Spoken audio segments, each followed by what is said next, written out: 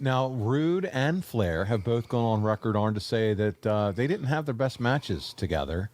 Anything that you can think of, something specific about their work, maybe their characters, personalities that kept them from? It's a heels match. It was a heel match. There you go.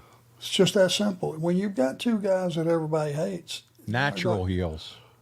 people are going to look at them and go, "Hey, go ahead and kill each other. Great. We don't give a shit. Have at it." Yeah, it's Rick Rude, not Ricky Steamboat. Exactly. Yeah. And in those days when you were clearly defined heels, they really would just sit there and watch you beat the piss out of each other because they weren't pulling for either guy.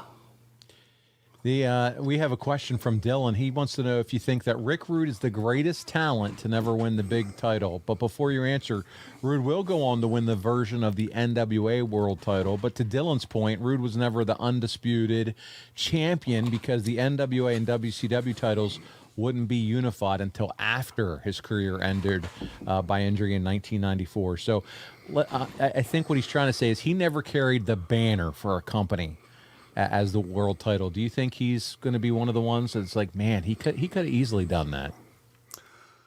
I think with the proper engine behind him, he could have pulled that off. I don't know if I'm qualified to make the assertion of was he the greatest to have never been that guy. I don't think I'm qualified to make that assertion, but especially when you start to think about all the guys that were around in the Hogan and Flair days that were great talents. There was a lot that never got to carry that world title.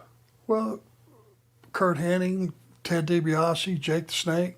I mean, just top of my head, those three. Roddy Piper. Roddy Piper, never the champion. But no one would, when you think back, if you asked a wrestling fan who's not just a diehard, but is a wrestling fan,